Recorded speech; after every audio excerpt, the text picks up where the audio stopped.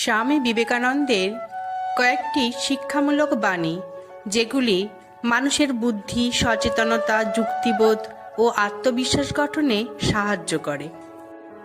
স্বামীজি বলেছেন, অন্ধবিশ্বাস কখনোই সত্যের পথ নয়। যুক্তি দিয়ে ভাবো, বিচার করো। যে নিজের মাথা ব্যবহার করে না, সে সমাজের বোঝা। ভয় দিয়ে ধর্ম শেখানো যায় না, সাহস দিয়েই মুক্তি পাওয়া যায়। তিনি বলেছেন, যা বোঝো না তাতে হ্যাঁ বলো না, প্রথমে জানো তারপর মানো। সত্য অনুধাবন করো, অনুসরণ নয়। শিক্ষিত মানুষ কুসংস্কারের শত্রু। তিনি আরও বলেছেন, যে শিক্ষক প্রশ্ন করতে ভয় পায় সে অযোগ্য। স্বাধীন চিন্তাই সবচেয়ে বড় শক্তি।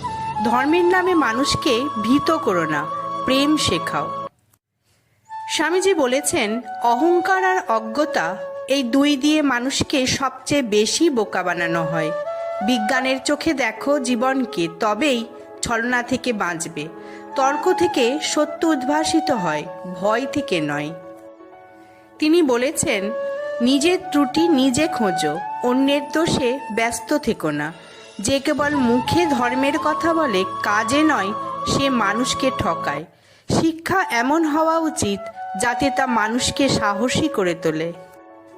তিনি আরও বলেছেন, জ্ঞান যেন কৃত্রিম না হয়, তা হোক জীবনের অভিজ্ঞতায় ভরা। ধর্ম মানে ভয় নয়, প্রেম ও মুক্তি। মূর্খের ভক্তি বিপদ ডেকে আনে। বড় বড় শব্দ নয়, গভীর উপলব্ধি দরকার। তিনি বলেছেন, যে সত্যের পেছনে যায় সে কখনো প্রতারিত হয় না। নিজের বিবেক দিয়ে যাচাই করো, সব কথা সত্য নয়। সত্যকে জানতে সাহস লাগে, কারণ মিথ্যে আরামদায়ক। যে নিজের শিক্ষা নিজে করে সে কখনো বোকা হয় না।